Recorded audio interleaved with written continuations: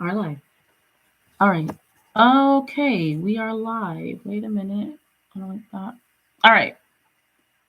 Okay. All right. Give it a little minute. Let y'all come through the room. Um, this first, this is a very important and personal live for me. Um, as you know, I have a personal story that I'm gonna share. I think I shared it like very a long time ago now. So peace and love to everyone joining. I'm gonna tell y'all straight up. I was supposed to do the live Sunday. No, was it Sunday? Yes, Sunday. Then the day before, I had my event, the wellness fair. Shout out to everyone who came out for that. Um, and then just kind of got a little busy. But then also, I was overthinking. I was like, you know what? I'm just going to be personal, tell personal stories about, what I've experienced as far as with my own mother. So I'm very excited to share this presentation. Again, the presentation is usually every Sunday. This past Sunday, we kind of had, like I said, just telling you a little bit about that. And again, just I want to make it personal so that you, your family, your loved ones' lives are touched by what I'm about to share. Okay. This was not something that I just easily put together. It took time, dedication, and just knowing based upon what I've been taught, all of my life. Since even when I was like around late teens, we watched this documentary called The Truth About Cancer, by Ty Bollins or something like that. I forgot his last name, but it's a really good series. If you look it up on YouTube, you can find it there. I know they had the first free episode on there. But it was just amazing of what the information they were releasing. And of course, they were shadow banned and, probably on Instagram and YouTube at the time. Okay, so I'm going to share my screen. Hopefully I have it. Yeah, it's up. Give me 1 second, fam. I want to make sure that I'm on the right. Okay, good.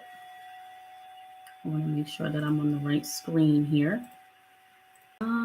Slide. All right, if you can see this, please put something in the chat. Okay, from current slide, from beginning. Okay, it's doing that. Okay, I think you guys can see this. Let me go to my oh yeah, playing it here. Let me know if y'all can see this. It looks like it's a black screen on my end, but for me, I could see it. I don't know why it's showing up as a black screen. Give me 1 second. We're gonna stop sharing. Okay, yeah, it says black screen. Okay. Let's see what we did before. Oh, Oh, I know what we did. I think we had to share the entire screen. And that's what we did. And then that's how we do it. Okay. All right. It should be working. It should be working. Okay. So let me know, guys. Let me know if y'all can see the screen first before we get into it. Okay, please, please, please. I know the attention spans are short. Everyone is focused on Diddy. Everyone is focused on the recent bridge collapse, which there's a lot happening, family, especially with the solar eclipse happened on April 8th and the days of darkness that may be appearing. So everyone is focused on that. But family, I need you to share this live, okay? Because everyone and someone or everyone in on this live or everyone everywhere has experienced someone who has been diagnosed or had a scare of what is called cancer. So this word in itself, again, has so much energy, right? It embodies so much energy to the point where the immediate shock when it comes to this diagnosis, we go into depression. We go into, thinking of thoughts of death, thinking of thoughts of if we're going to live, if we're going to survive. And it's because of the dogma and the frequency surrounding the word cancer. And so we have to really separate ourselves from that kind of definition based upon what has been passed down to us generation after generation. We have to really take our power back to really understand what cancer is, because we don't really know what it is, then we don't know how to combat it, right? And then we're fighting this thing called cancer, with really, it's no need to fight, but really it's your time to pay attention. That's really what cancer is. It's say, hey, I've been here all of this time. I've been suppressed. I've been suppressed with medications. You had a cold, you suppressed it with Mucinex, you suppressed it with Advil and Tylenol and all these things. And so what happens is you suppressing the disease. It doesn't make the disease go away, but it hides it and stores it in a specific compartment where over time it's just too large. It grew in a mass amount. The cells has become so abnormal and very large to where you cannot suppress it anymore. It needs your attention. So that really is what cancer is. And so we have to really understand that before any of us are facing this diagnosis. Okay. So I titled this, Can the Iris Reveal Cancer, or What is Called Cancer? You see, I put it in quotations, before humanity succumbs to this disease. So can the iris reveal, small markings in specific organ regions based upon the stage of tissue health? Because that's all I'm revealing in the iris.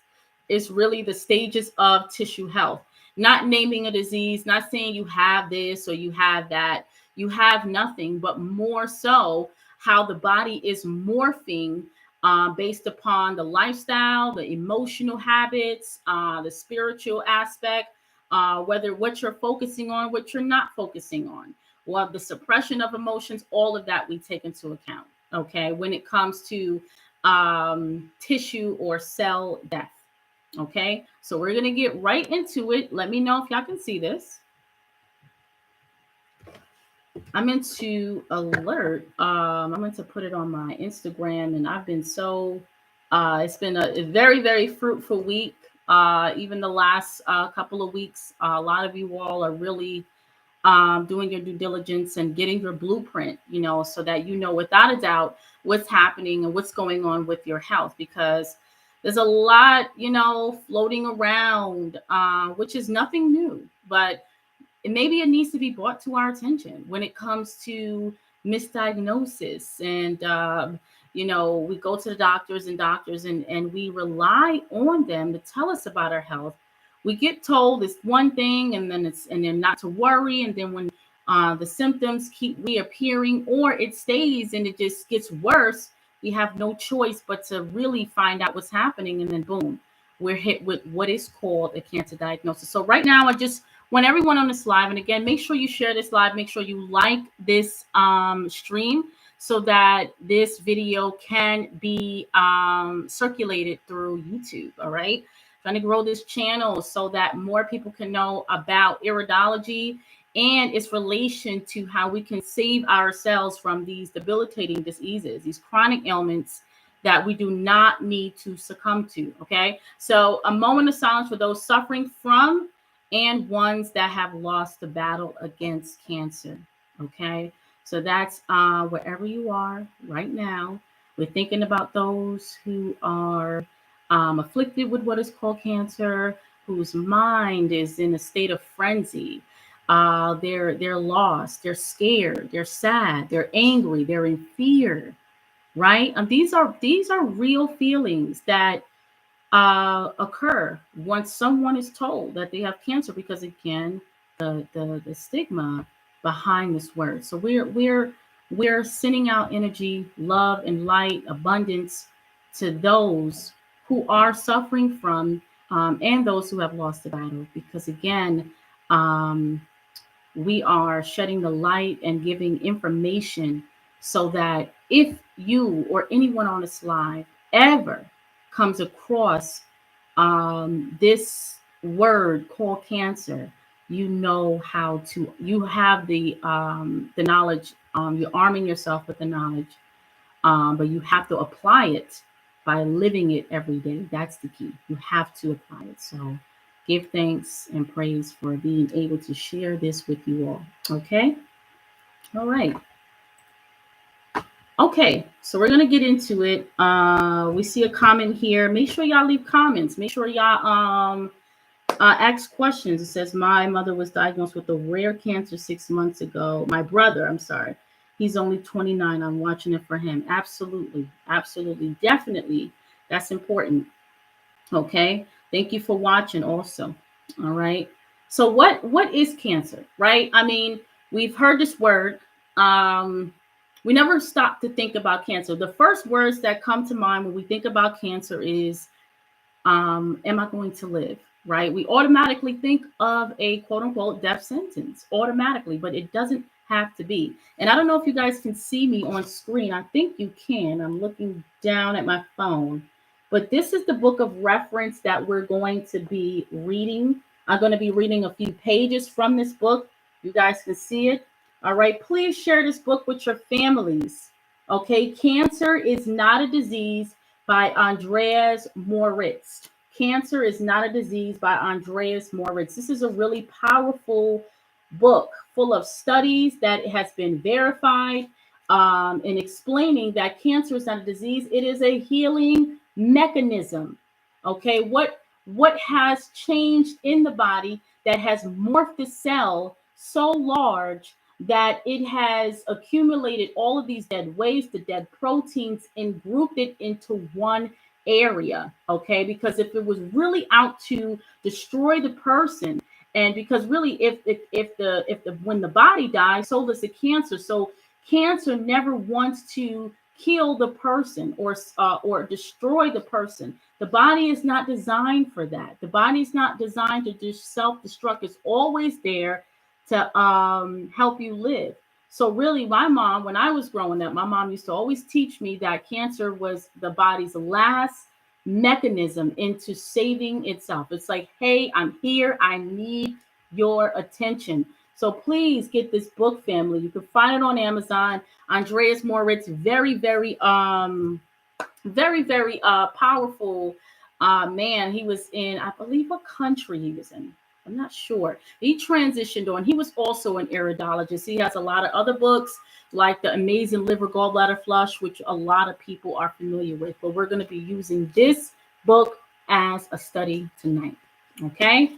So that's first and foremost, before we really understand the cancer, we have to know the characteristics of it. What is it? What causes it to morph? What causes it to turn into a large mass where now it's growing out of control, and it seems that we in our minds we can't control it, right? And so that's when if it's at a certain stage, then we have these words told to us. I know when my mom, may she rest in power, when it was first told to us that was what was going on.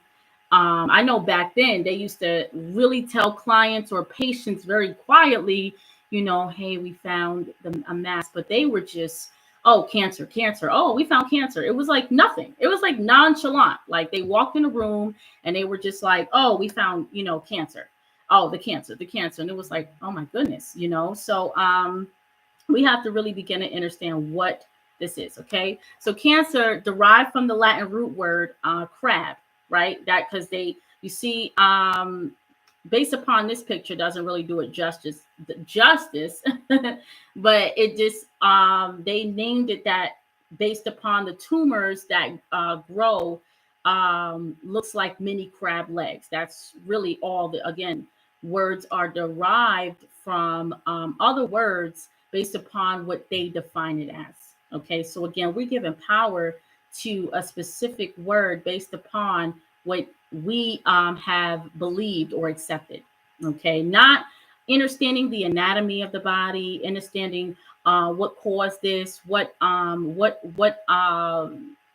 replicated this, just looking at the name itself. Okay, so it's like, it's here due to tumors looking like mini crab legs is defined as an abnormal mass of tissue that equates to a tumor. Okay, most cells in the human body contains a nucleus, which is considered the brain of the cell. Okay, the nucleus is encased with cytoplasm, which contains intracellular fluid. Now, we have many different fluids in the body. We have blood, we have lymph, we have intracellular fluid, we have mucus, which we first must understand, family. Mucus is not the enemy. Mucus is not the enemy. Okay. Anytime you cough, anytime you sneeze, anytime you have any kind of way where you're releasing, right? We have this thing where we're in fear based upon, especially the last 4 years, and this is not nothing new. You had the swine flu epidemic that they tried to push on us. You had the Spanish flu. You had so many different times in history. COVID was not the first time. Okay, so really, all of these different fluids, the body needs movement in order for the fluids to move through freely. If these fluids become stagnated, blocked, which we're going to talk about, the lymphatic pathways, the circulatory system, and how these eliminative systems become blocked. And when the body becomes so toxic, right, it's suffocating in its own waste. Okay, so this intracellular fluid is made of water, electrolytes, proteins, nutrients, all that the body needs, the cell needs to survive. Okay, and so what happens is, you see here where I put some of the characteristics. We're not going to get too sciencey, and that's what I don't want it to get to a point where we're focused on, okay, but how, and like, really, you want to know exactly what this is, but we're going to focus in on looking at the iris, looking at the abnormality of the tissue based upon different irises, and also eliminative pathways, and how infections, right? Infections can actually save your life. I mean, how many times we hear, oh, we have an infection, we have colds and flus, and we rush our children to the doctor for common illnesses, but really that common illness can save your child's life, can save their life. Okay, so additional characteristics of the cancer cell: low cytoplasm in the cell and around the nucleus.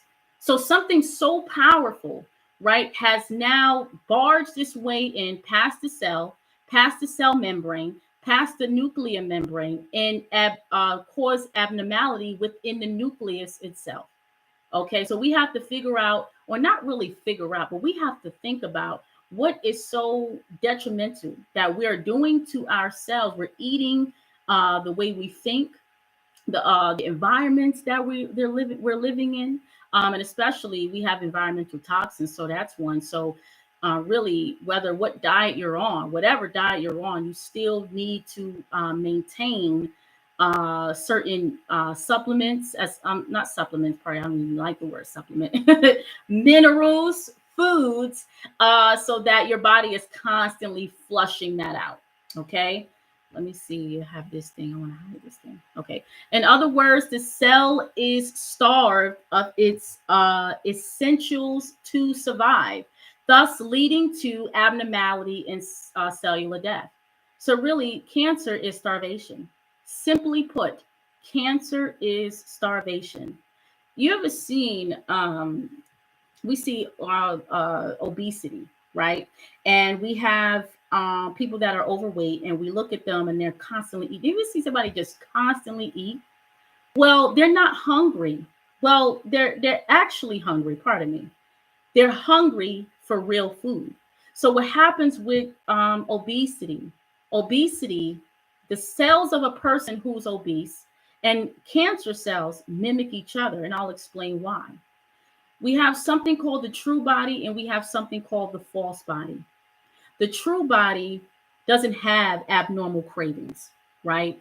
When we eat, or when you eat, you're supposed to just eat and be satisfied and satiated, right? You're not going to crave, or what Dr. Phil Valentine said in his lives way back in the day. You're not going to Jones for a strawberry. You're not going to Jones for a raspberry. You're not going to crave these things. But why is it that we crave French fries and burgers and pizza, and we don't crave fruits? Well, it's because of the chemical reaction that we get from those kind of foods. The molecular structure is totally different than that of a natural food source, plant, solar foods. So the obese person is constantly eating because the cell is trying to eat real food, and in its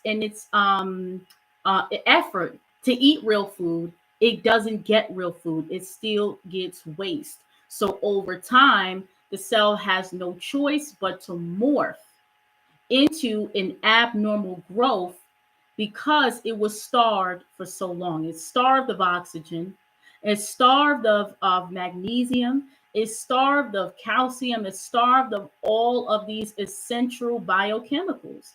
And so, really, that's the characteristic of a cancer cell. And that's through the foods, that's through the emotions. Do you know that certain emotions can rob you of certain minerals in a blinking of an eye? When you get angry, you have to make. I want you guys to listen to this. When you get in an emotional state, make sure you catch yourselves and catch yourselves quick, because emotions can literally suffocate you from being able to produce certain biochemicals. That's why they say never eat when you're mad, never eat when you're sad, when you're in fear, because you're not going to digest and assimilate and absorb the nutrients from your foods. So you have to make sure that you're in alignment with who you are. You're in alignment and checking your emotions. You're getting the counseling and the therapy and all the things that you need, because you can literally rob yourself and starve yourself and literally suffocate yourself with your own emotions. It's all within everything. It's all, I know we hear this so many times. We heard this so many times, time and time again and again. I have to remind you guys to share this live, okay? We going in tonight, all right? Because this is so important. Everything is within. There's nothing without. There's no germ and no gene. We're going to get into that genetics, that okay, out of nowhere I've developed cancer. Cancer doesn't happen out of the sky blue. Okay, it's been developed all our lives, and we've suppressed it. We go about our lives, we go about our job, we have a pain, we forget about it, and then it shows back up harshly, years later. It just takes experience, time. Time is experience, time is the element here. All right, we think that it's time that happens, but really it's based upon the experience. Okay, it's just like the movie Lucy, where she was like, well, how does humans exist? She sped up the car, and you see how the faster the car eventually disappeared as it was at a higher speed. So really, it's all about the experience of being on Earth, of the time that we spend. So that's what we have to really understand about ourselves. That it's not something that comes out of sky blue. It's been accumulating over time. Okay. So that I'm going to move forward. I meant to finish this one, but I don't think I did, but I have another slide after this. So this was the characteristics of a cancer cell continued. Okay. So cytologists, which are the study of the cells, okay, have found that cancer cells have basic structure with the purpose of devouring dead proteins, typically of animal origin. Okay, again, I meant to finish this one. I don't know what happened. But I'm going to read that again. Cytologists have found that cancer cells have a basic structure with the purpose of devouring dead proteins, typically of animal origin. So what really makes this actually came from a line in the book, The Raw Food Diet. All right, because anyone who's suffering from cancer, depending on the stage and what kind of cancer, really needs to hone in on nutrition, but also based upon the lifestyle. Think about childhood ailments as well. Think about all of the different characteristics that has made you you.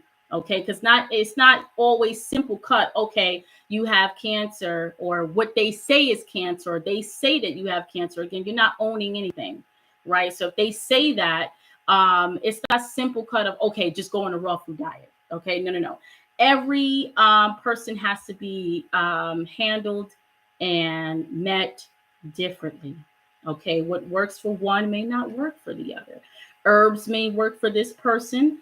Certain herbs, it may not work for that person. So it has to be, each person has to be approached differently. Okay, but one thing is for sure, that cancer cells do live and thrive off of dead material. So eating foods that is denatured, and within the source, is something that's going to continue its growth. But we're going to go into that because I think I had this kind of, you know, um, I had that kind of that should have been a slide, like 3 slides from now. All right. So if you guys can see this, please, please, please put some 4 4s in the chat. Someone said mother diagnosed with breast cancer at 80. Wow. That is that's very I would say for them to locate it at that age, that is very, very, very, very I've never heard of that. What I would say, keep watching, because we're going to get into some solutions. I don't really, when it comes to what is called cancer, I don't say take this, take that. I always suggest a consultation, because again, everyone's case is different and must be met differently. So yeah, that's very, very interesting. As far as, if you could put in a comment, what are they suggesting? And then, also, if you don't mind, what stage? Okay. And then I don't think I went into the BRC1 gene. That just means the breast cancer type 1. They have all of that. Find out that too. That's also can, make a difference of what the approach can be. Okay. So cancer and childhood ailments, right? Cancer and childhood ailments, how the common cold lowers the risk of developing cancer. Now, this is, again, we're referencing the book right here, and I'm going to read a page. I'm going to find a paragraph, and I'm going to read a page so that you can pardon me, you can get this book and get it for yourselves, your family. Please, please, family, don't forget this book, Cancer is Not a Disease, It's a Healing Mechanism, by Andreas Moritz. Okay. All right. So it's a stage 1 cancer. She hasn't met with the oncologist yet. Okay. Her biopsy already. All right, fine. I would say definitely schedule a consultation, because we want to focus on nutrition, especially with your mom, with the age of your mother. We want to focus on nutrition. We don't want to, rush the body with herbs, because that's not, or like I said, everyone has a different, body type and age. All of that we have to take into consideration. So definitely, you can schedule a phone consultation first before scheduling a full iridology, just so that I can give you some steps into getting her the proper nutrition, so that we can get oxygen to the cells. Okay. and also some, essential oils is good. We're going to get into all of that. Okay, we're going to get into all of that. All right. So cancer and childhood ailments. How many of us have rushed our children to doctors for strep throat, constant sore throats, tonsil stones, fevers, right? Um, headaches, runny nose, all of this, right? This is what I call common colds. Common colds are miracle flushers. I'm going to repeat that and write this in your notes so that the next time, your child gets a runny nose or you get a runny nose and someone says, oh God, like he sneezed. I can't be around. I can't be. That is your body working. I just smile when I see people like move away from that person who, sneezed or, just get all scared and frantic, as if, the only way you can catch something is if your body was the perfect environment for that quote unquote germ, fungi, virus to thrive in. Your body has to already have been weakened before you caught that. You don't catch disease, you develop it. So remember that you don't catch disease, you develop it. Okay, so I call common colds miracle flushers. The body needs to eliminate pathogens such as bacteria, virus, fungi, because what is cancer? Fungus. Cancer is a fungus.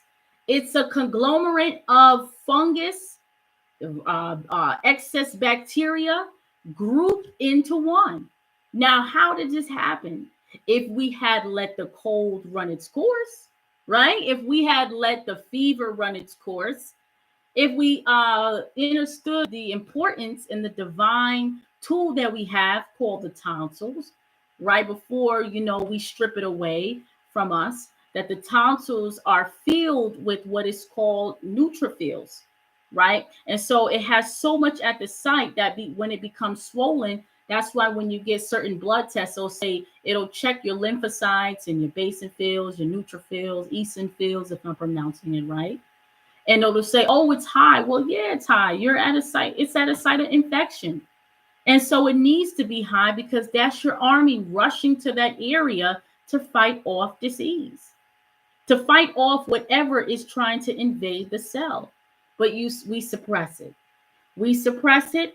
We take medications to suppress it. Oh, here, take that amoxicillin. The baby has an ear infection, where the ear infection is nothing more than these military cells rushing to the site where the invasion is occurring. And so we have to really understand that these what we call common colds, are miracle flushers, and that it actually saves us from chronic disease later on in life. It actually lowers the risk of developing cancer. I'm going to go to page 90 now. We're going to read that. All right. If you guys are enjoying this live, please put something in the chat. All right. Let's see here.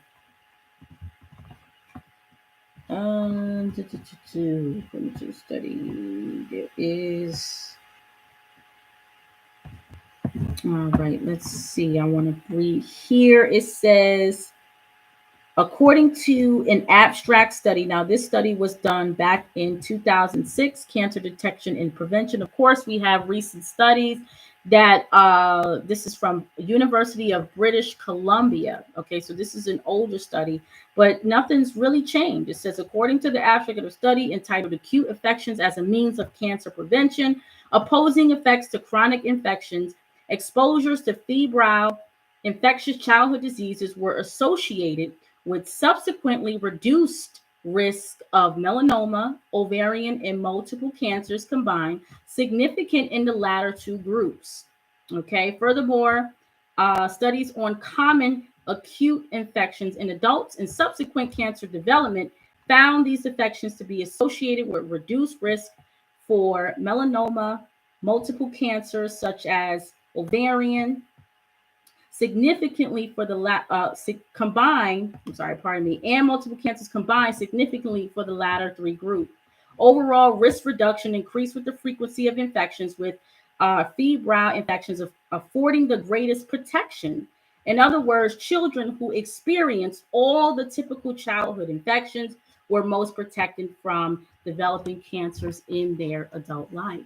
So really, when we think about that now, that questions the what are we inoculating our children for? Now, I hope trust this live doesn't get taken down. I'm not going to use the V word, right? If we need these infections, right? Did you know that they used to have chickenpox parties back in the 70s and 80s and 90s? Yeah, mothers will say, and it would be mainly white mothers. Hey, Barbara. Hey, Sarah. Yeah, little Tommy, he has the chickenpox.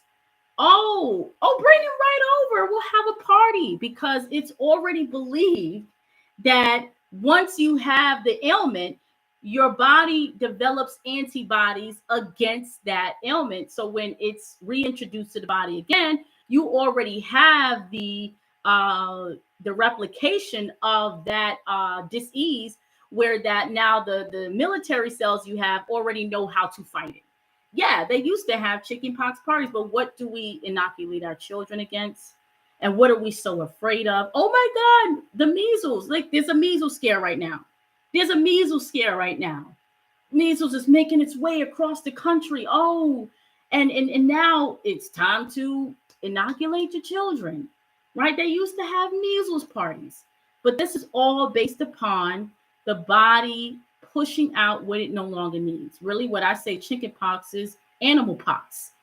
You don't get chicken pox unless there's a lot of animal protein in the body. The body is just pushing all of that waste out through the skin. Anything that comes out through the skin, that's the liver working, and that's the lymphatic. The liver and the lymphatic. But yet we now looking at this information has to question the whole theory of these wellness visits, right? I want you to question that, family, please. The last time I took my daughter to a wellness visit, she was 6 months old. It was no point.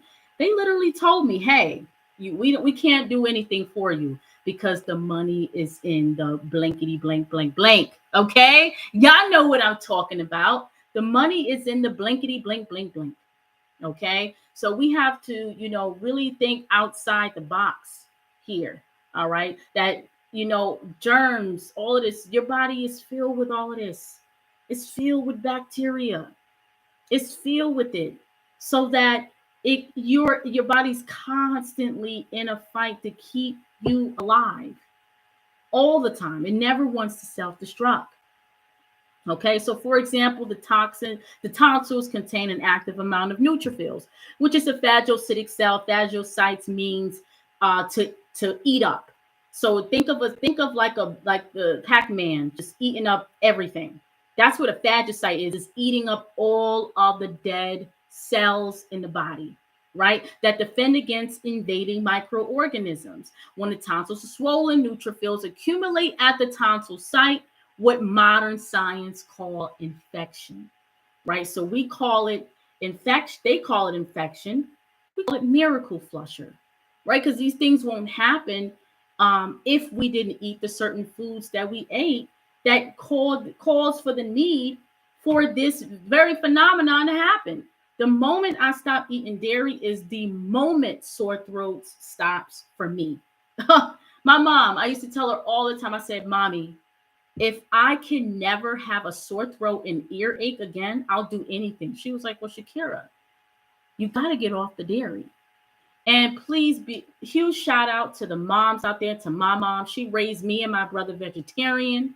We didn't start eating meat till we were 12, right? But she did her best to raise us. We didn't grow up eating dairy, drinking milk, right? We didn't eat cheese and meat, all of that. We started eating meat 12, 13 years old. Then by the time I was 21 is when I went back to my roots. And so she said, you got to get rid of the dairy. And once I did, I was a big cheese person. Yeah, who isn't, right? Cheese. I think cheese got us in the chokehold, especially the Black community. And we really, really got to get that in check. We're going to talk about that. All right. Um, and then ice cream wasn't really a big thing. I used to eat like cookies and cream every now and again, but it wasn't something I'm like, I'd rather trade that in than to have these debilitating sore throats. And ever since then, no more sore throats.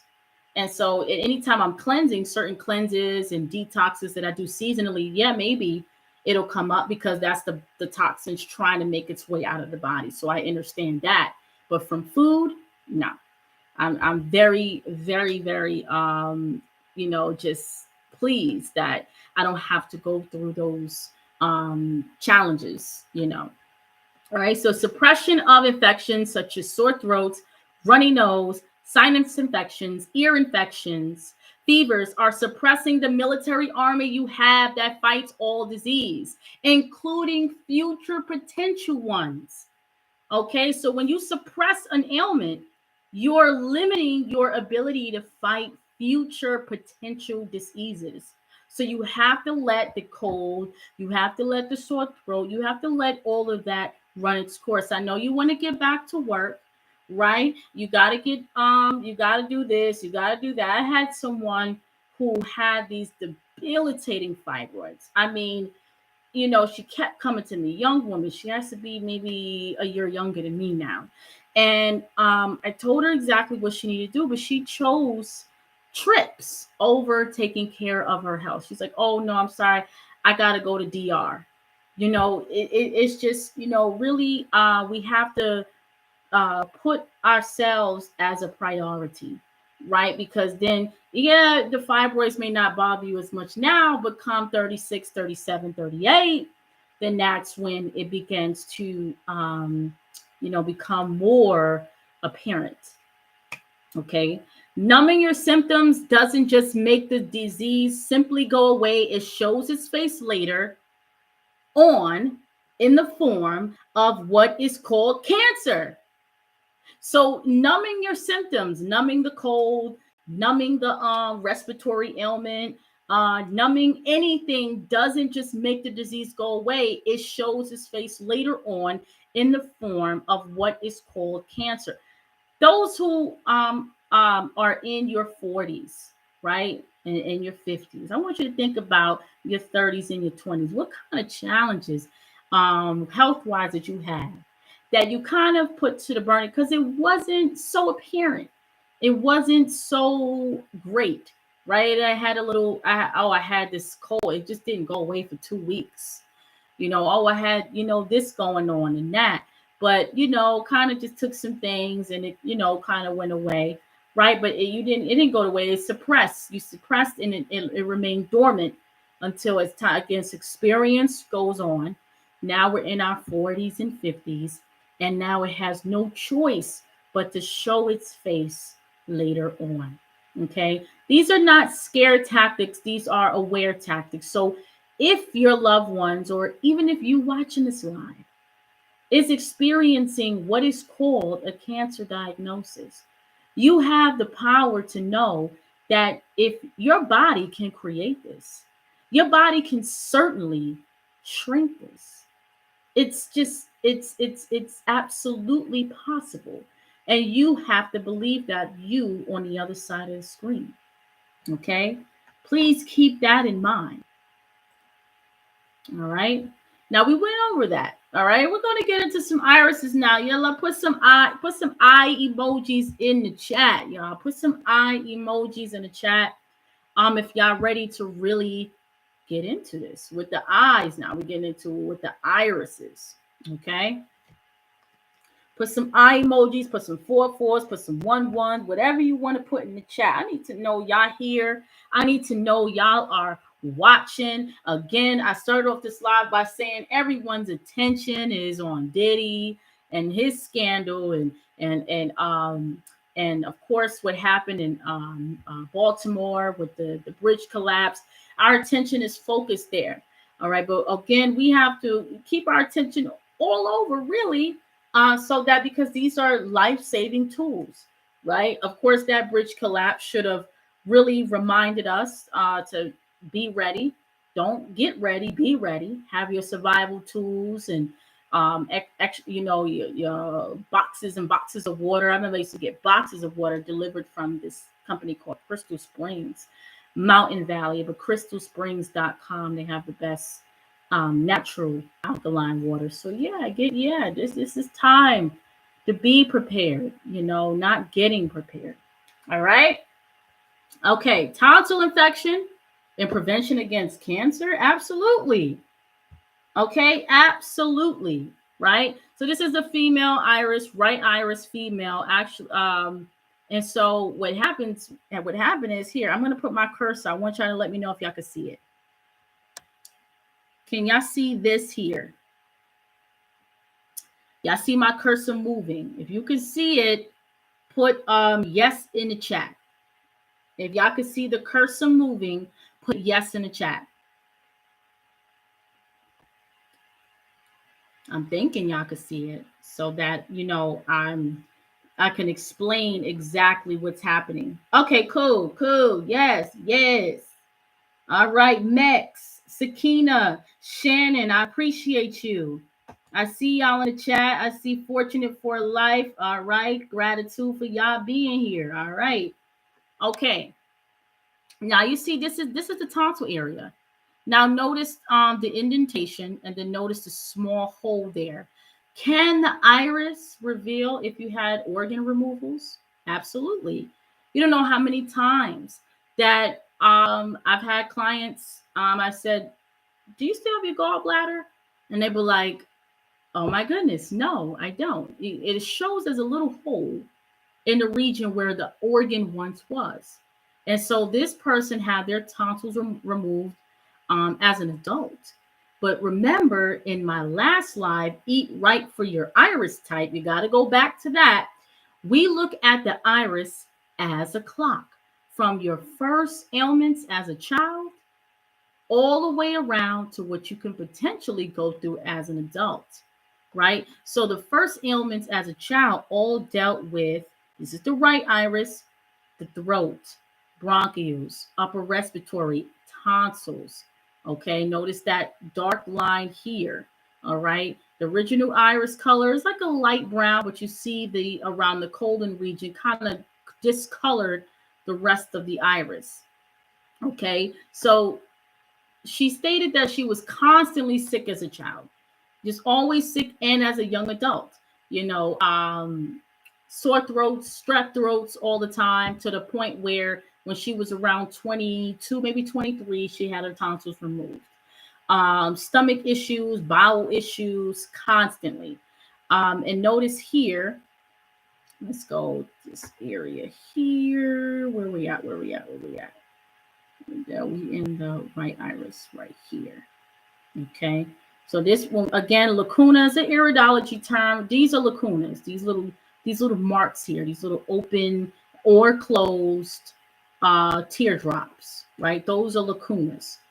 Okay. So notice that here, I think I marked it in this region here, but more so here. This is the main one. And also the nerve rings in that region. This is the bronchial zone. So notice that toxic settlement more so in the bronchial area and the lung zone, which correlates to what she's been going through, seasonal allergies as a child. And again, these are just the body's efforts into ridding itself of, dis-ease. I was going to do a whole live on, the truth about allergies and, what causes this, phenomenon. Really from, just different books and being raised on certain things and having this information.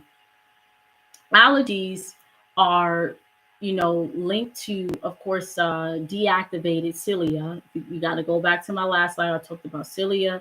Cilia, these like little, your little defense that lines the respiratory, mainly the respiratory tract. So every time you sneeze, every time you cough, that's your cilia at alert to get rid of or release, anything that is posing a threat to the body. And so that's one part of the allergies. You have allergies to dust, allergies to pets, all of that. The body is supposed to get rid of, but when it doesn't, right, the cilia is deactivated when that's when a person has severe or chronic allergies.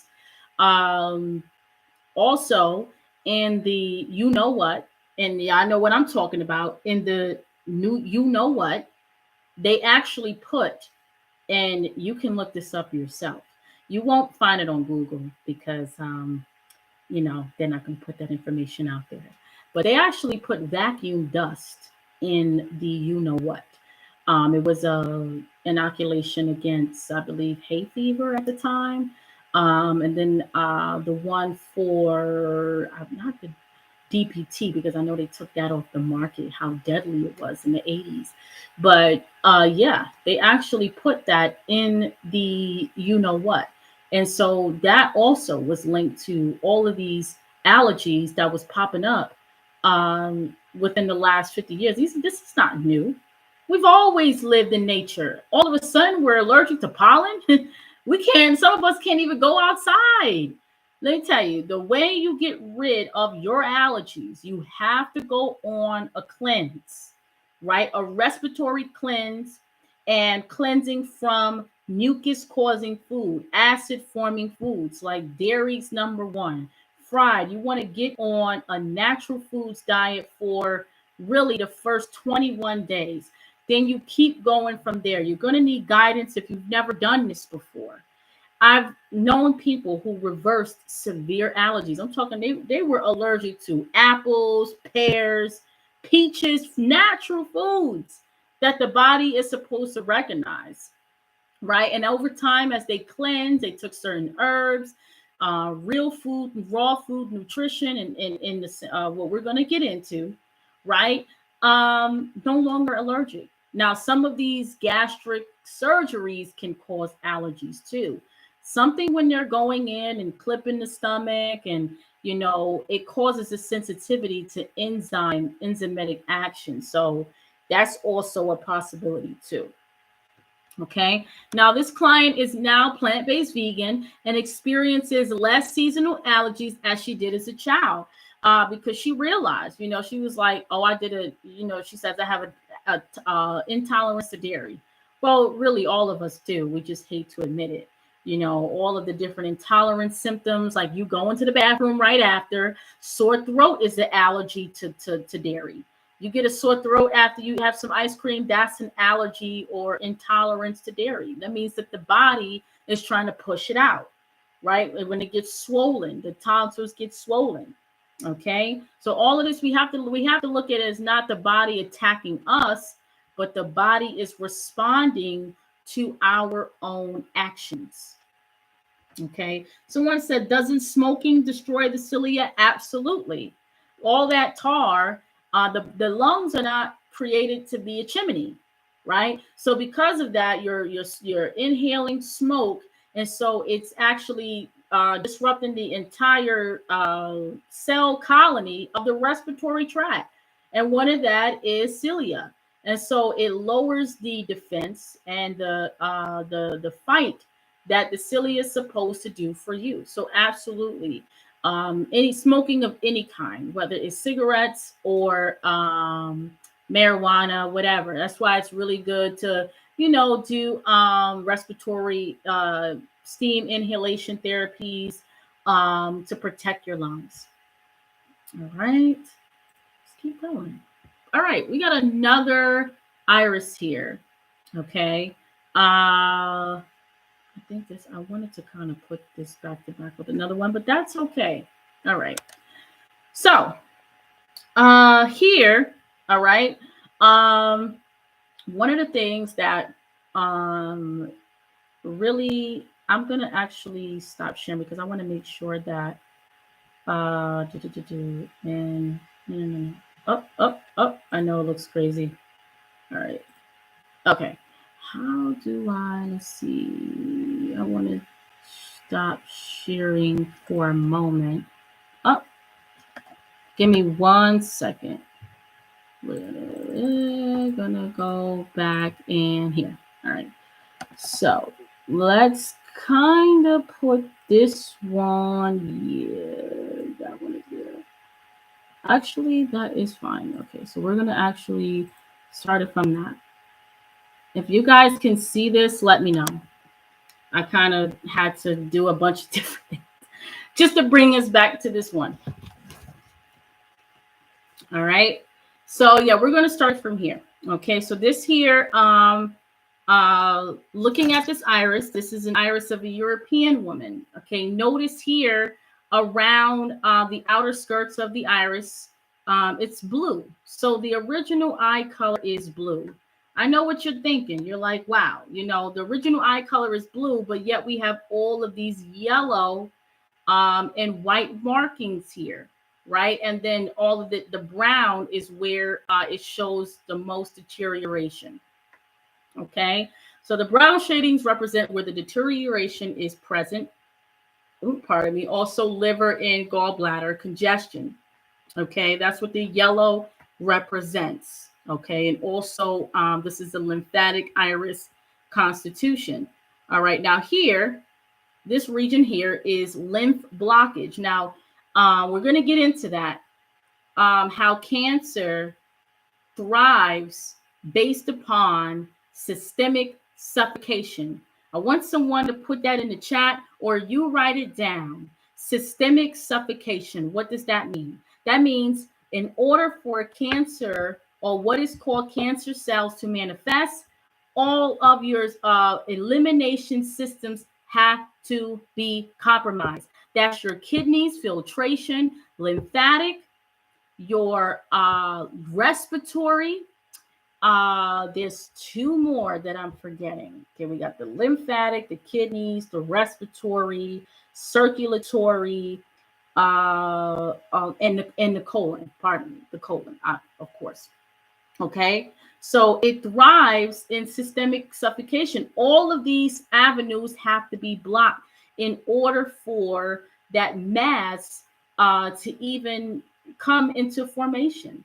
All right, because the body is designed to move freely, waste freely, and what happens is when the those systems, especially the lymphatic, becomes congested, well, there is the waste. It gets compacted. It's like you're trying to go through a door, but the door's closed. You're trying to go through so many doors, but the door's closed. Well, that's the same thing. The lymphatic door is closed. The colon door is blocked. You've been suffering from constipation for years. And even though, again, this is another thing, family, that we kind of get a little hang up on, that even though you're going every day, you're defecating every day, that doesn't mean that you don't have a constipated colon. The intestinal tract can be holding on to a lot of weight. So that's why colonics and different flushes of the colon is important quarterly. Okay. So the kidney door is trapped. The respiratory door is trapped. The blood is compromised. That door is trapped. So now it has nowhere to go but to grow and grow bigger, because now the dead proteins or the dead cells cannot find its way out the door. So now it is growing an army. It's growing a little colony. It's like, come on. Okay, I'm here. I'm going to get some more people, get more, because we can't get out. So now we have to find a way for these dead cells, this mass, to get out. And the only way out is we open up these pathways again, these doors again. Okay, so notice here, this is where the lymph congestion is, the groin area. So that's if you've ever felt any kind of challenges. Let me see if you guys could see that. Any kind of issues here in the groin area. This is where your inguinal nodes are. INGUINAL nodes.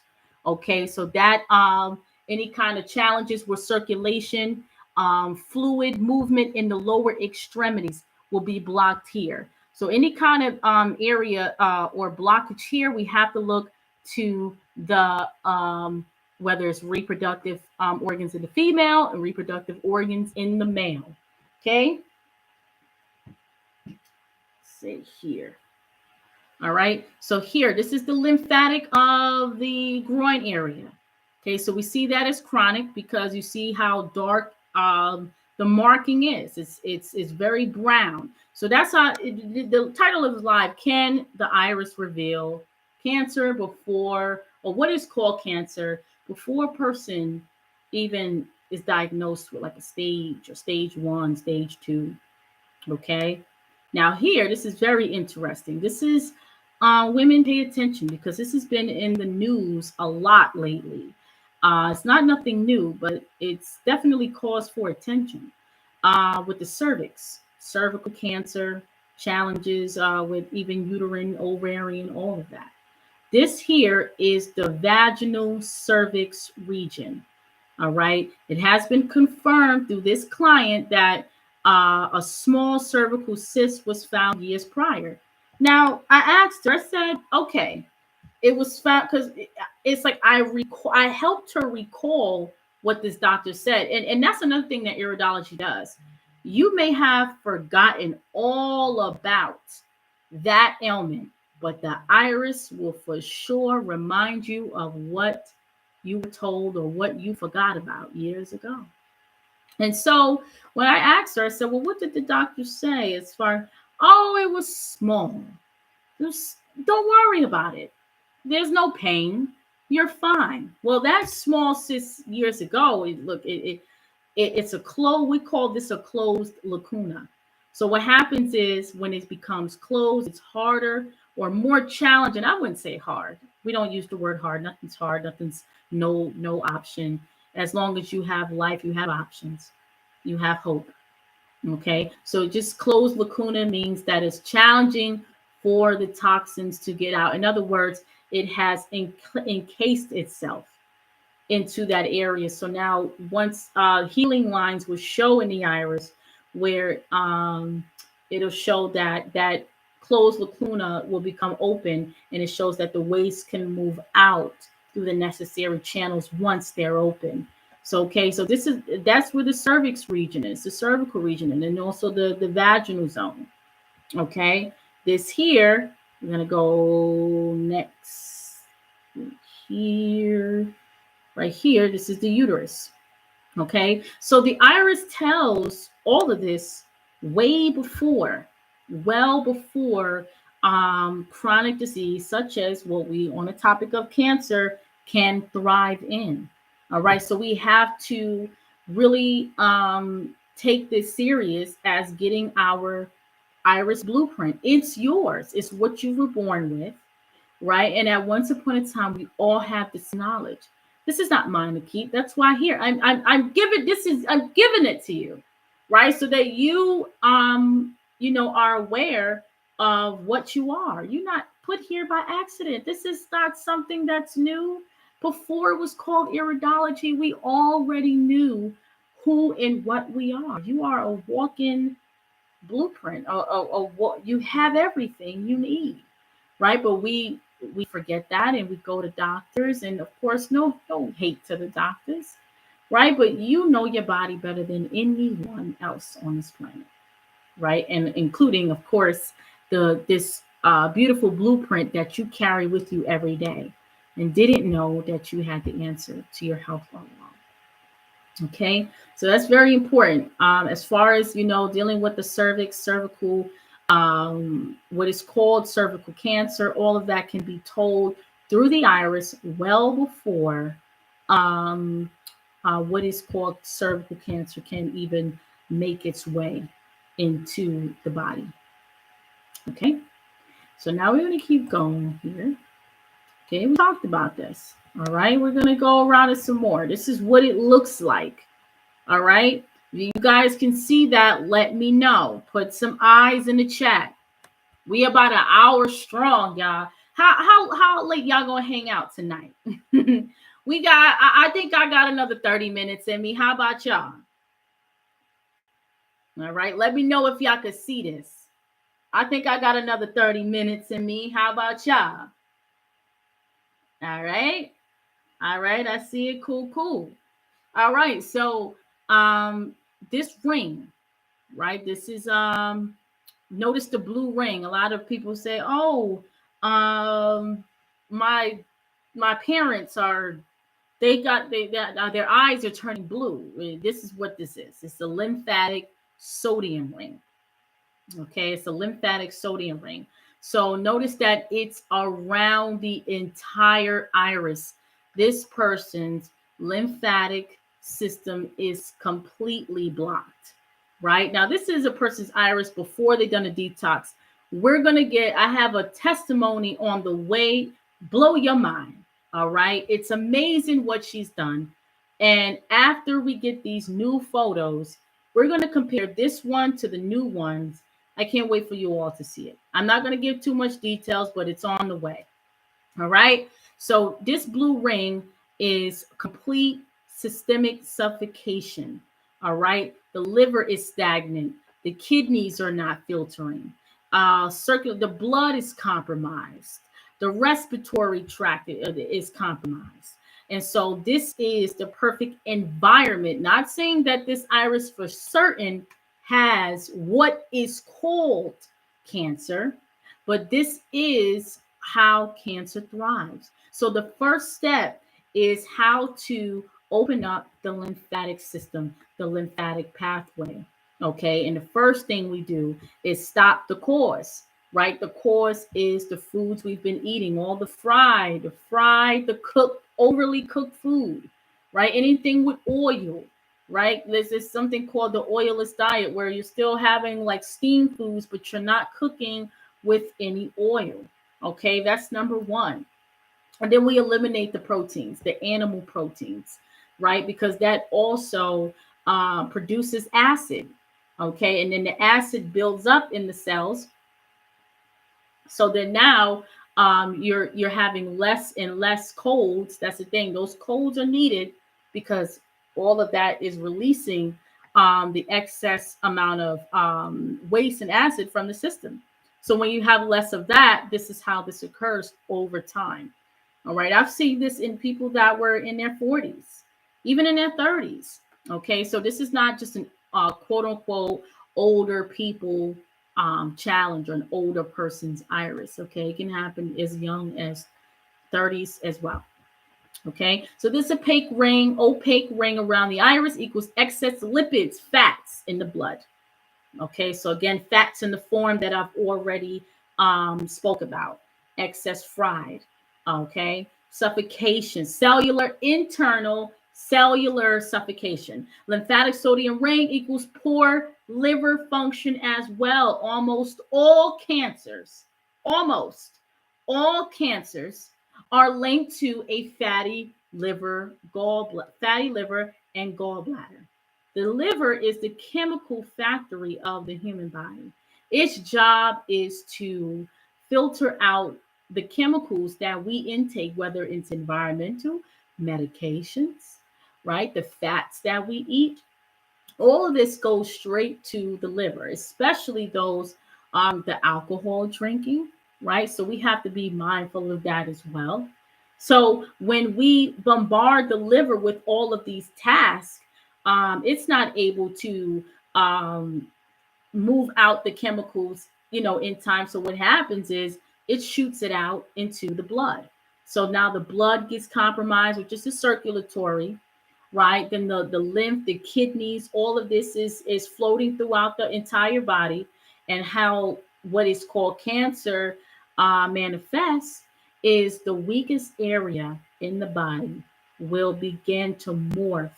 The tissue will begin to morph in that region. So if you already have a weakness in the ovaries, it'll morph there. Weakness in the bones, it will morph there, right? Also, nothing's by accident. Where we have these pre-weaknesses, check your numbers, your astrology, right? I know with Geminis, we have to be mindful of our bones, the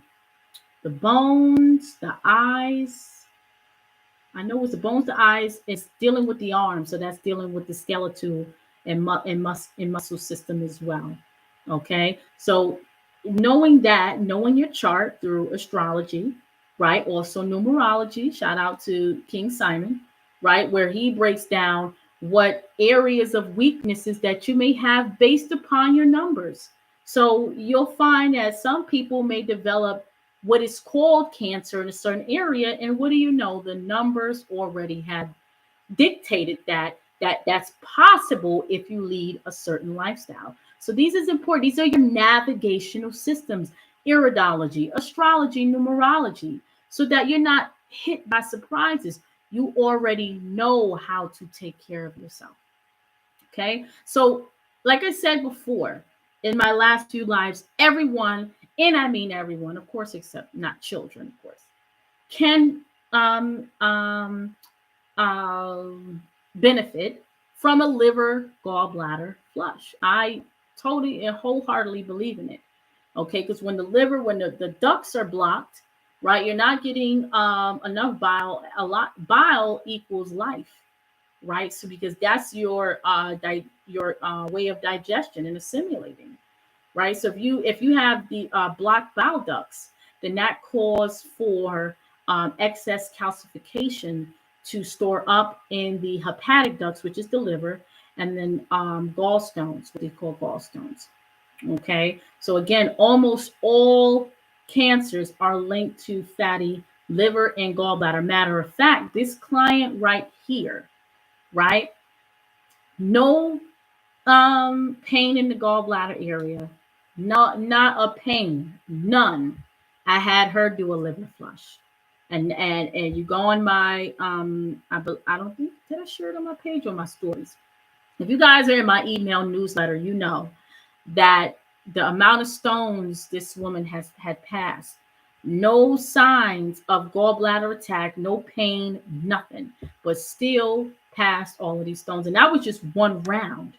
So there's, many rounds of liver flushes that you must do until you see none, and then you can kind of do it, seasonally, right? So that's very important. Like I said, those on this live, especially those dealing with what is called cancer, can definitely benefit from a liver flush.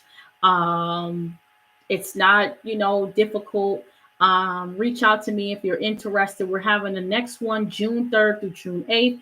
I'm thinking about making liver flush packs where you just get everything you need in one pack. Of course, you'll be responsible for like the juices and stuff, but just all of the products you'll have, it'll be on my website for you to invest in. Okay, so we're gonna keep going. Okay, now I know this is we really pushing it tonight. We hot tonight. All right. Now, what I want to say, I'm going to stop right here because we talked a lot about the characteristics of a cancer cell. We talked a lot about the foods and all of what caught that aspect of what causes it, but we have not shed light on the spiritual, the emotional aspect of what is called cancer. And I'm going to get personal now. And I'm trying to find, I'm trying to find this, let me get here, this, page from this book. I think it's here. Give me 1 second. Hold for 1 year. Power of Belief. Yeah. I think this is it. Okay.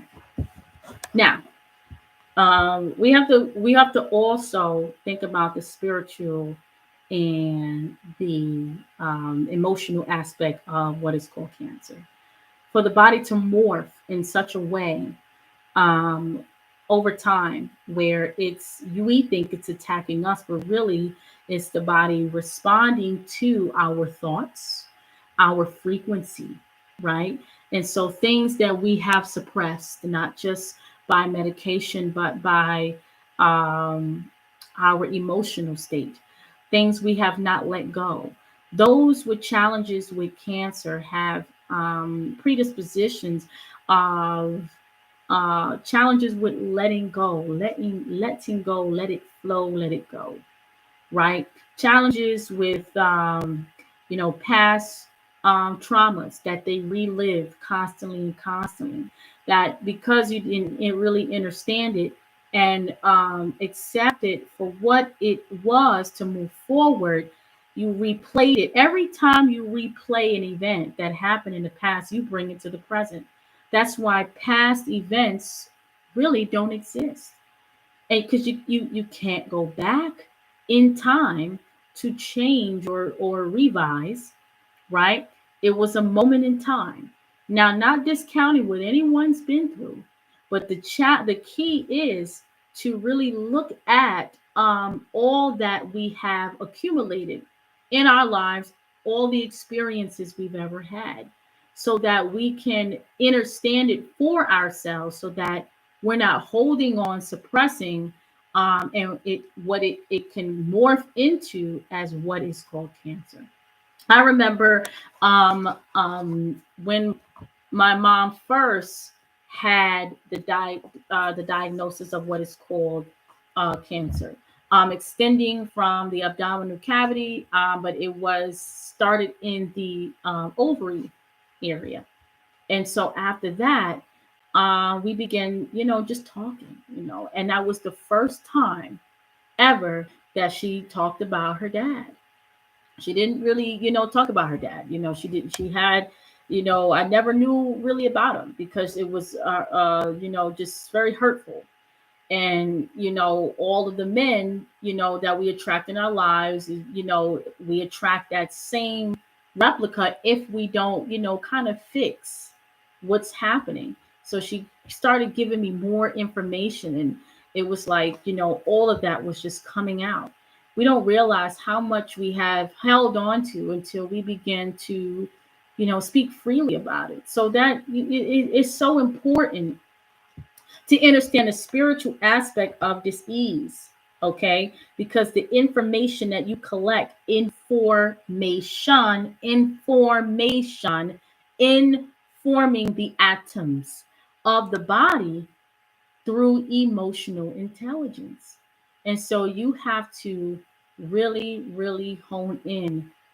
How strong is your ability to let go? All right, I'm going to read this. Page 65, Cancer is Not a Disease, Chapter 1, The Power of Belief.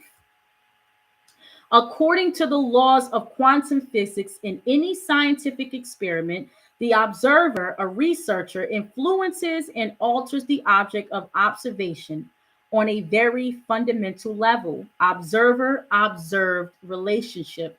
J. Krishnamurti talks a lot about that in his book. The Oh my gosh, there's something of intelligence. The If somebody knows the title of that book by J. Krishnamurti, I was reading it today. There's something of intelligence. Okay, all right. The observer, the observed, right? So that's the mind and the subconscious, right? This fundamental principle of physics applies to you just as much. After all, your body is composed of molecules that are made of atoms. These atoms are composed of subatomic particles, which in turn are made of energy and information. There is actually not even a trace of matter in what we consider physical creation. Although something may appear to be as solid and concrete as a rock, there is nothing solid about it. Only your sensory perception makes it appear so. Your thoughts are also your thoughts also are merely forms of energy and information that influence other forms of energy and information, including the cells of your body. For example, if you are sad about something, your body posture changes and your eyes lose their luster. Eye cells, like all other cells in the body, respond to your thoughts, just as a soldier follows the orders of his superior. So think of that. Think of your cells. The cells of the soldier. You are the superior leader. You instruct the cells to morph and to shrink. You have that power. Okay. The bottom line is this: if you believe strongly enough that you have cancer, or if you are afraid of it, you face a significant risk of manifesting it in your body. Okay. Now that this goes into again the spiritual aspect of it. right? The placebo effect can work both ways. The belief that you have a deadly disease can be just as powerful as the belief that a certain medical drug can heal you, right? So that goes into if anyone's familiar with this lecture that Bobby Hemmett did years ago, where he said that he healed himself with an orange soda, right? So he was talking about the power of the mind. What your perception, you can change the frequency of the food you're eating to somehow whether it's denatured or not, depending. Don't say, oh, now I can eat my cheese. And no, I ain't saying that. But I'm saying this is what Bobby Hemmett was talking about, that you can heal and change things with the power of your mind. Okay. Now, those diagnosed with rare forms of cancer, what is called cancer, again, this is what is called cancer, childhood cancers, all of this. This is, I would say, when it comes to childhood cancer, we know most of what that's linked to. What the mom was doing during pregnancy, the Jabberwockies, right? The again the condition of which the child was brought into in the womb, all of that plays a role. They tested placentas, yeah, they keep your placentas. Yeah, we're not allowed to keep it, but they keep it. And what they found was that the placenta was filled with so much carcinogens. Carcinogens means material that cause cancer. It was filled with so much carcinogens. No wonder that these children are being born with tumors. Children being diagnosed with what is called childhood cancers. So people will ask, well, what do you say about children that diagnosed? We got to start detoxing before we have children, what is called birthing of a genius generation. We were supposed to do that event this weekend. Unfortunately, we had to postpone it. That would have been lively, y'all, but we definitely going to postpone it. Okay, so the tumor is not the issue. We attack the tumor. The tumor is not the issue. It's the root of the tumor. How can we get to that? Right, so this is a right iris female, dark spot in the ascending colon. Okay, that's right here. Indication of possible like diverticula, which is these small bowel pockets that line the intestinal tract, polyps and or potential colon cancer. Okay, so can dark spots in the iris reveal tumor activity? Absolutely. If it's black in nature, if the iris is black, now this iris here still has a good constitution to heal, but these dark markings tell a story, whether possibly polyps, or if this person were to have a colonoscopy, if it will reveal an abnormal scan, whether there were polyps or growth found in a particular spot of the colon. Okay, in this case, we're looking at the ascending colon, which is on the right side. So that's possibly where, if she were to get a colonoscopy, they would find that. But not to wait for that, this person with this iris needs to focus more on the colon as a whole. Okay, so again, the iris will let you know what areas of focus you need to work on first. Okay, so that you can you don't want to bombard the body like people we guess, oh, I think I have this, I think I have that, take all of these different herbs and it's not working. The reason why it may not be working, because one, you're putting herbs into a toxic body. First, you have to prepare the body for the herbs to work, which we get into that during your iridology consultation. Again, you're getting a complete blueprint on how to detox just for you.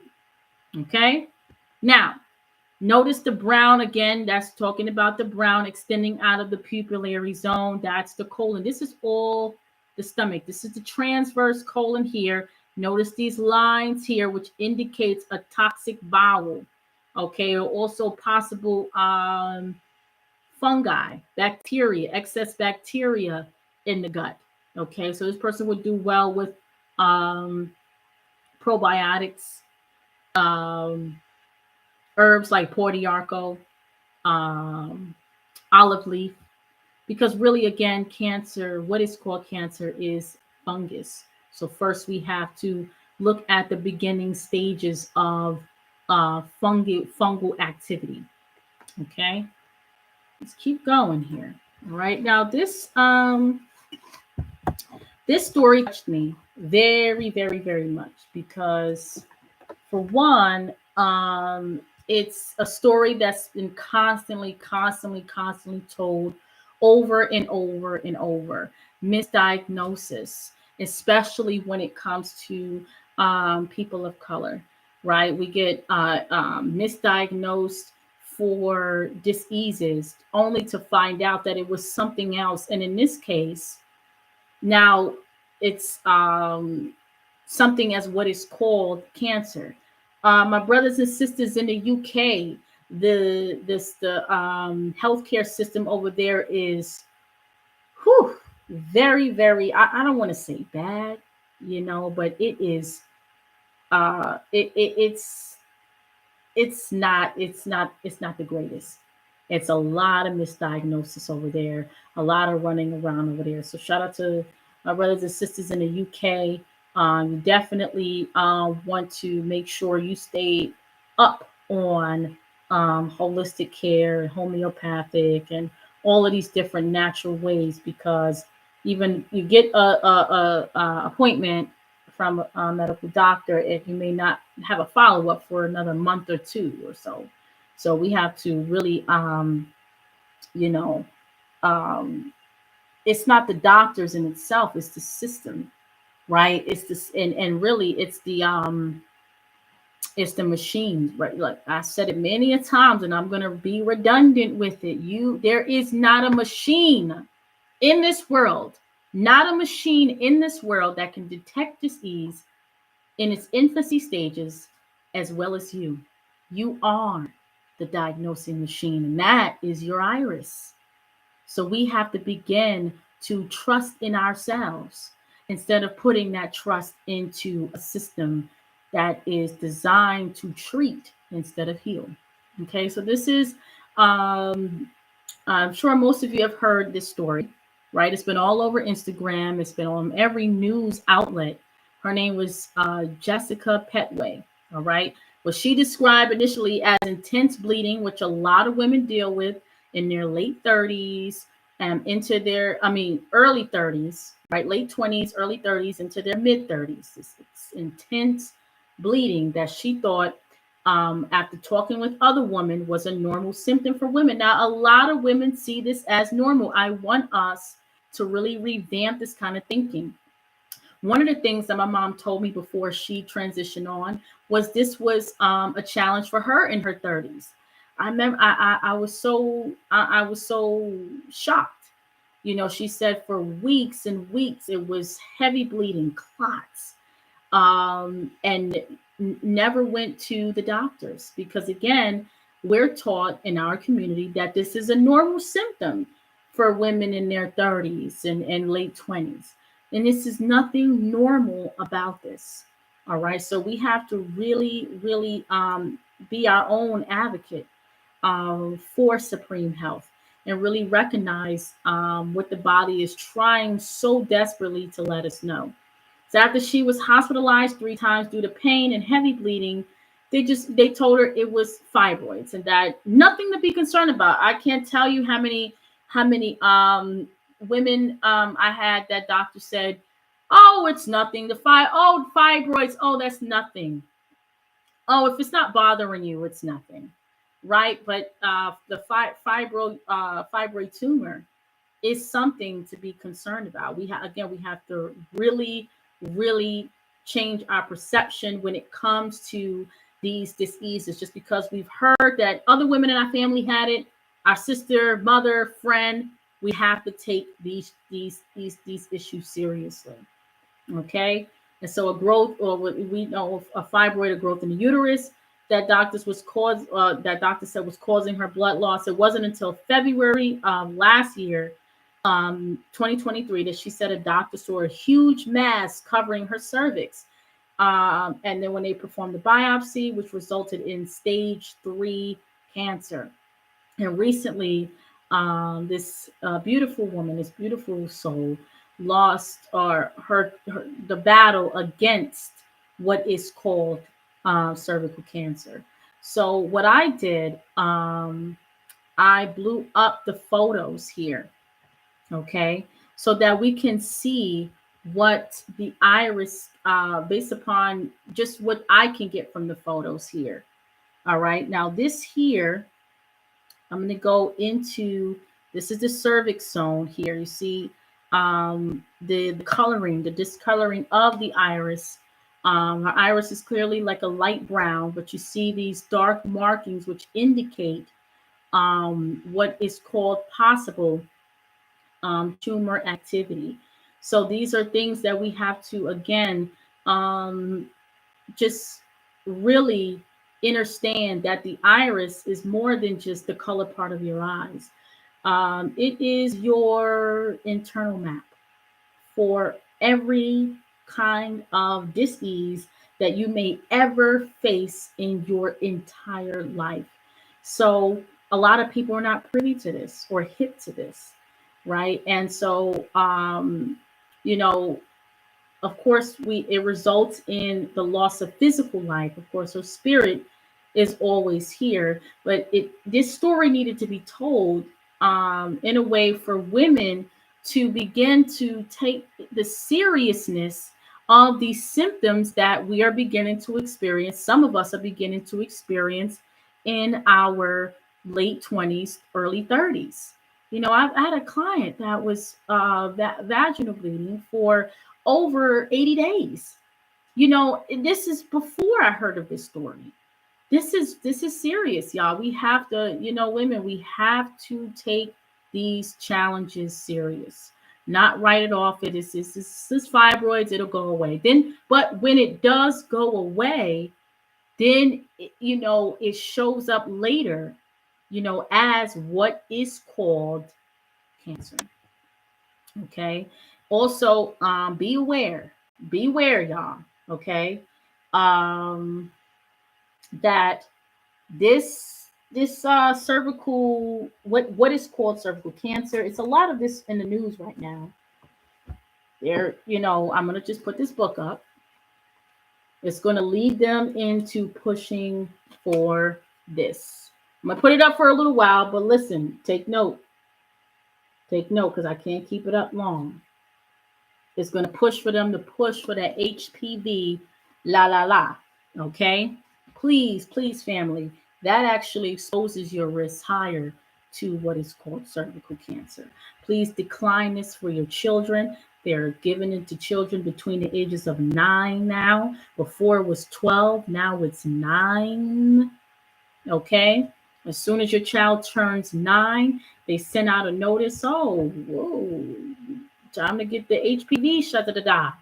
Right? It's another one of the biggest scams. HPV. Okay, we're not gonna get into that tonight. It's one of my videos on Instagram, but y'all need to look up that book.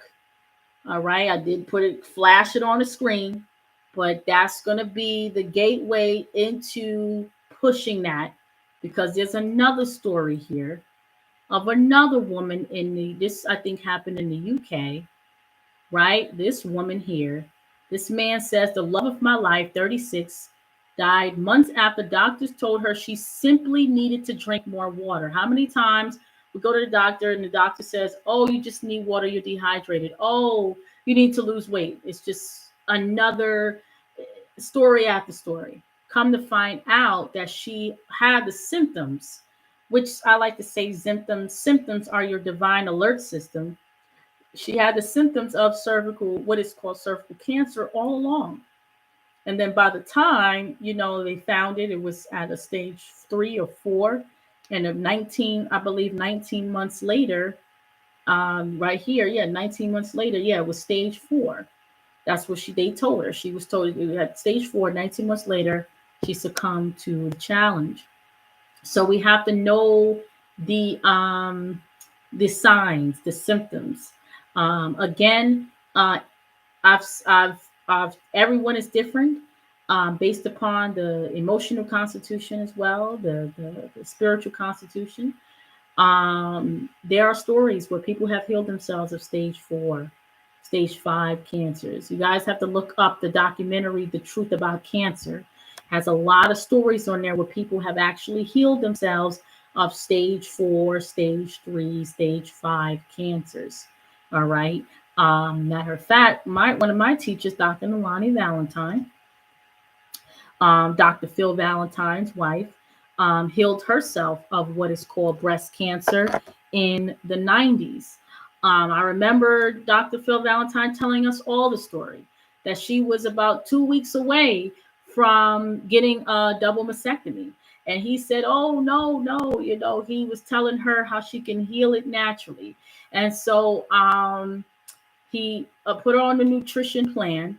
And when she went back, the cancer, what is called cancer, was completely gone, and she was able to save her breast. So that comment for that person who had a comment about breast cancer, it's possible.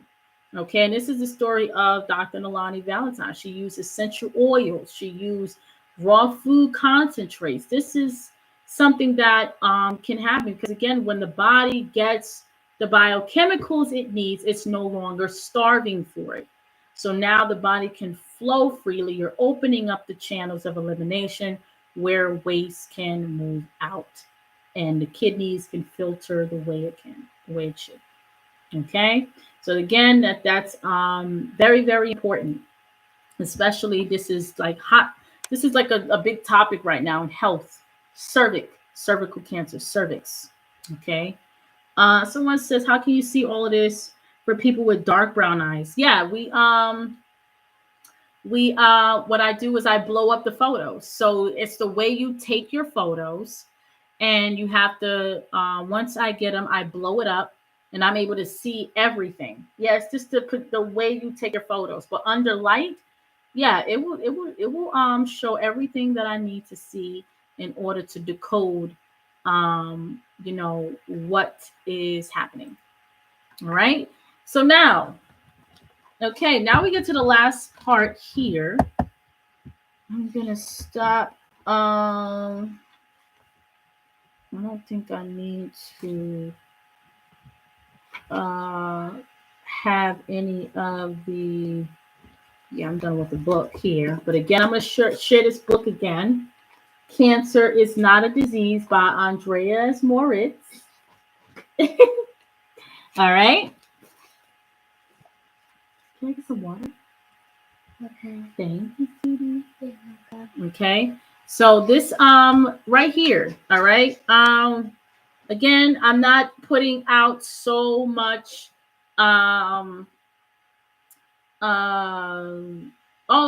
you can take. We're not spending the time in this live doing what you can do. I've given all of the things of what you can eliminate, what you should focus on, right? Once that word is introduced to the mind, right? I want you to, you can either go two ways. You can accept it, become depressed from it, let it just take over your entire life, or you can, and this is very challenging, but it has to be that mental fortitude, fortifying your mind. Once that word is introduced, you fortify your mind and say, okay, I'm not going to accept that as my fate. What can I do? What will I do? And you start taking action. You start eliminating what the causes are. All right. So now what I found with the Juice Plus. All right. A lot of you have heard of Juice Plus. If you haven't, this is a food that tops all superfoods. Matter of fact, it has so many certifications. One of them being NSF certified, which is actually above organic. It has so many clinical studies that you can't find this in the stores. You can't. It's that top-notch quality of food. Literally food, not a supplement, it's a food. Everyone should be on the Juice Plus. So in other words, really the servings of fruits and vegetables and all of these things that we need every single day, you need about 50 to 100 berries a day to get in your body so that you can have the adequate circulation. Who's doing that? when you can get it through the Juice Plus. And it has all of the berries you need, the elderberries, bilberries, all of these raw food concentrates in the form of antioxidants, the calcium you need, the magnesium you need, all of those essential nutrients and biochemicals that you need for the body to sustain itself. Matter of fact, the raw food concentrates have, again, one of those studies, it has over 45 clinical studies, and one of them is the decreased risk of cancer. Okay.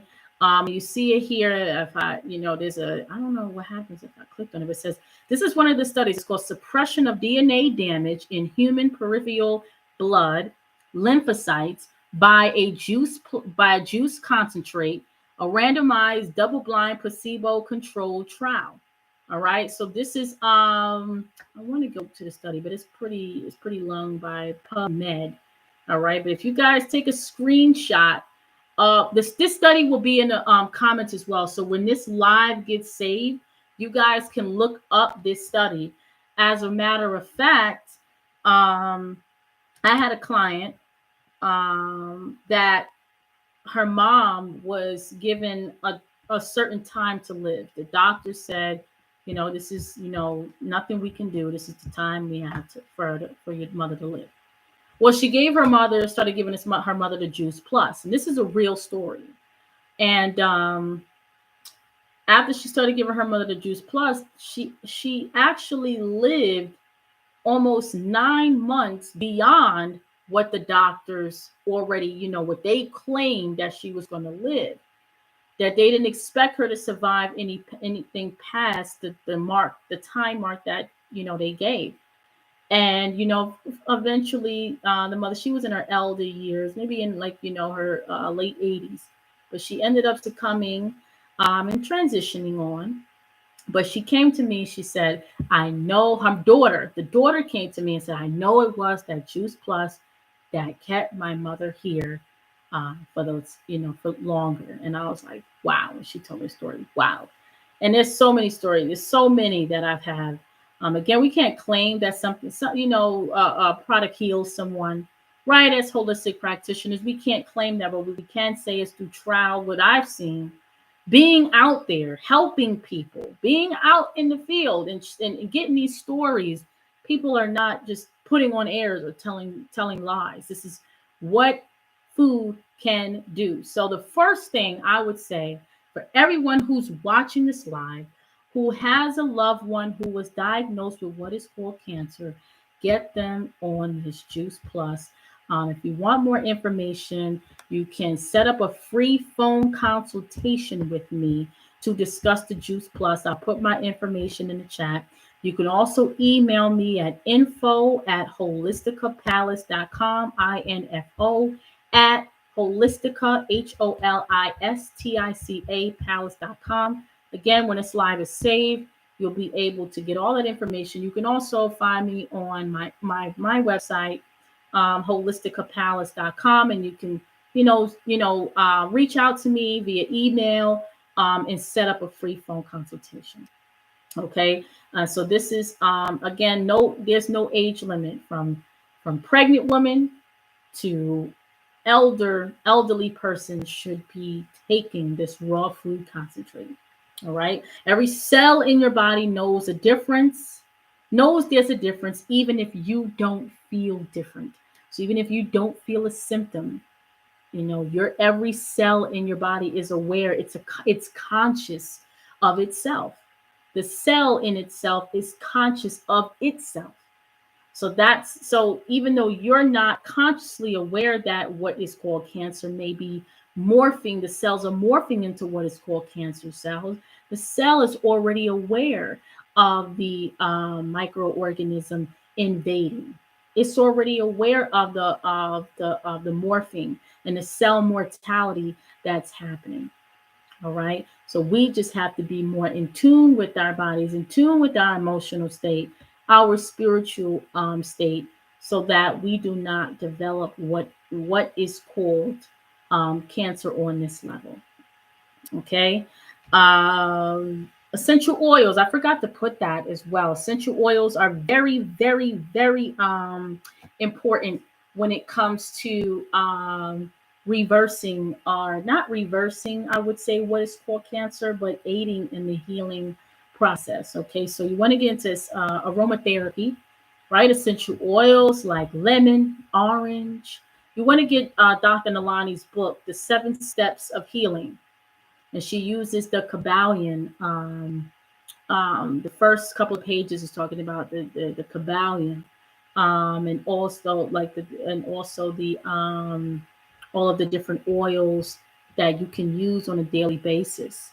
Essential oils, whether you're diffusing them, whether you're adding it, or you're putting it on your different pressure points, you're putting it on your feet, you can take it internally. And the only essential oil company that you can actually take it internally is Young Living. Young Living essential oils. That's the only brand that I know that is top notch essential oil, literally from seed to oil of the plant. You can actually take the lavender internally, the lemon oil, the orange oil. It's not chemicalized, it's pure essential oils. All right. So I think I will stop sharing my screen. Let's make sure.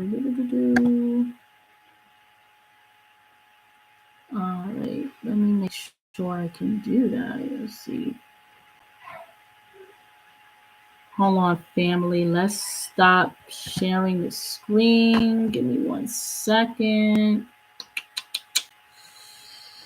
Says I'm sharing, but I can't find a button to not share. Give me 1 second. It says in stream. Oh, I got it. Oh, Bria, watch out. Okay. All right. Mommy, Yes. can I go on spring break?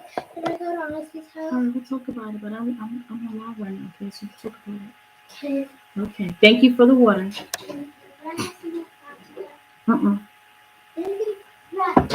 All right. So, oh my gosh, we're like an hour and 46 minutes in. Yeah, I kind of knew we were gonna go in tonight. I really trust that breaking what is called cancer down in that magnitude really helped a lot of you tonight. Also, what another remedy for what is called cancer, right? Very, very simple. We don't make things complex, right? I'm not gonna be like, oh, you're gonna, just making things complex, right? We're not doing all that. One of the most simple methods is meditation. Meditation, being with yourself, just be. Those who are afflicted with what is called cancer, especially in the older years, and whether what stage, lets me know how far apart you are from the spirit, right? How disconnected, detached you have, right? And as we said in the book, the observer and the observed, right? So as far as you looking at yourself, from what perspective and how you perceive yourself, from the conscious mind into the subconscious. So the conscious mind has this idea that it's in control, but really it's how you've been molded all of your life that really controls your conscious movements. So we have to understand, how do we reprogram this subconscious mind to work for us? Because if we're not, again, programming ourselves, we're being programmed. So we have to really look at the challenges that we have within, not as we're in a battle, because we say we're in a battle, Oh, I'm going through so much. I'm going through so much. The battle, what battle, right? What battle are you really battling? Because it's all you. The battle is you. You are the battle. You are what you've been fighting. So we're constantly in a fight against ourselves, the mind versus the heart, or the what we want. And so once instead of fighting what we don't like, fighting what we call bad, fighting the emotions that we have, like the anger and the fears and all of this, of all that we have accumulated, right? We have to understand, what it is, right? What is the root cause of the suppression, right? And so that we can accept that as part of us, not I'm going to block off and compartmentalize. Oh, I'm meditating. Oh, that's a bad thought. Let me throw that out. Oh, I only want to think about good thoughts. No, that's not what meditation is about. Let those thoughts of what you call bad come in so that you're addressing what's in your inventory. Because when you compartmentalize it, you begin fragmenting parts of you. And that is what went wrong during the big split on planet Earth, of what used to be called the time of Pangea, that big split that happened between the spirit and the will. Instead of working together with both the spirit and the will, we have this thing that one should control the other. Instead of putting the all together, and because it's all you, you should express yourself the way you see fit. And that's raising yourselves up from the root on up to the crown. Very, very important. All right. To see yourself as what you are, not what you wish to be or whatever it is. Accept yourselves in the now. And a lot of those who diagnosed with what is called cancer have a challenge with accepting themselves. When was the last time you looked in the mirror and stayed there instead of criticizing yourself and constantly criticizing what you look like, what you should look like? We all do it. I do it. And sometimes I have to check myself. And so that's one of the keys, or one of the first steps to, really healing thyself. Another thing is, being in toxic relationships. That's another thing. If you're in toxic environments, that also leads to what is called cancer. Toxic job. You don't like where you work. You're in this relationship. You guys are arguing every day. That's toxic to the cells. You don't think you're absorbing that on a cellular level? Absolutely. The body is recording all of that as information. And so you're taking all of that in. Those who find themselves in drama, these are not by accident, right? You're actually, I remember my mom, she was so intelligent and so great reader of people. When I first met one of my exes, won't mention the name, but she would say, he was just always into something, and she would say, "Well, he's programmed for that." I'm like, "What do you mean?" She's like, "He's programmed for chaos. If his life is not in chaos, he can't function." I'm like, what?" So, in other terms, do you know that when you hear people always in gossip, drama, fighting, that it's not that they're doing that by choice consciously. The cells in their body is already programmed for drama, for gossip, for chaos.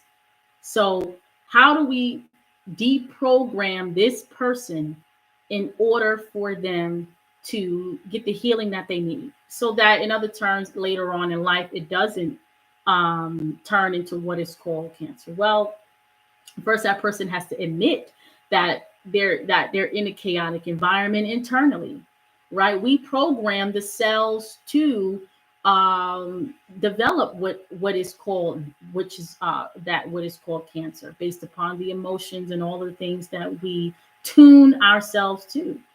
So all of the anger, the fear, all of that is the environment that the cells are naturally in. And if it's not in it, it doesn't feel comfortable. So now we have to get ourselves out of that state by admitting that, and by going into ourselves just in a just be, just still state, so that we can accept our experiences as lessons to move forward. And again, it's not an easy task. It's easier said than done. We're all here as an experience. This body is just the housing the spirit aspect of you. You know, this whole aspect of the world as we see it is just holographic. And so we have to really the key foundation of it all, of everything that I've said in this entire almost 2 hours, is learning how to let go. Because when you let go, fluids in the body can flow. Also, those who have sedentary jobs, the body is not designed to sit still for hours and hours in a day. You have to move your body, get engaged in some kind of classes, whether it's yoga, Pilates, boot camp, whatever. Get yourselves moving. The body staying stagnant, stagnation equals cellular death. Okay. So we talked about, toxic relationships being a factor. Also, just ability to let go, different jobs that we may not like, and even jobs that we're just sitting down. All of this is a factor. And then not really loving ourselves and seeing ourselves for what is. But we do that more in the program, Detox with Iridology, level 1 and level 2, where I go more deeper into that on a personal level with you, if that's something that you're interested in. Okay. So I really, really appreciate you all for your beautiful attention. Your attention could have been anywhere else, but you decided to give it to me. Again, I'm going to put this book in here on here again. Cancer is not a disease, it is a healing mechanism. Discover cancer's hidden purpose, heal its root causes, and be healthier than ever, by Andreas Moritz. Those who are what is called cancer may have had recent diagnosis. This book will empower you. Okay, it will give you that strength that you needed, that you can heal yourself, not fight. You're not fighting, because you don't fight. You don't want to fight with yourself. You want to be at peace with yourself. You can and heal thyself. This will give you the power to heal yourself and look at cancer not as this disease that we thought it was, but as a healing tool, the body's last ditch efforts to heal itself. All right, family, I appreciate you all for tuning in. Again, if you're interested in the Juice Plus raw food concentrates, you can email me for a free phone consultation. Info at holisticapalace.com. Give me 1 second. I'm going to put it in the chat here so that, let's see, info at holisticapalace.com. All right. You can email me there. Also, if you want to invest in an iridology consultation, my website, www.holisticapalace.com. That will be in the comment section or the caption section of this video. And y'all know where to find me on Linktree as well. Linktree/Holistica Healer. All right. It's just been amazing talking with you all and teaching and doing this for the last 2 hours. If you guys send me some ideas that you would like for me to talk about on Sundays at 7:44 p.m. Always open to hear your thoughts of what you think the iris can reveal. Also, any health challenges or health topics that you would like me to discuss, and if I feel like okay, this is what we can do, then I'll do that and I'll cover it. All right. Thank you all again so much. It's been an honor to have each and every one of you on here. Appreciate you all. I see all of you in here. Thank you, thank you, thank you. And until next time, peace, love, abundance, and light, family.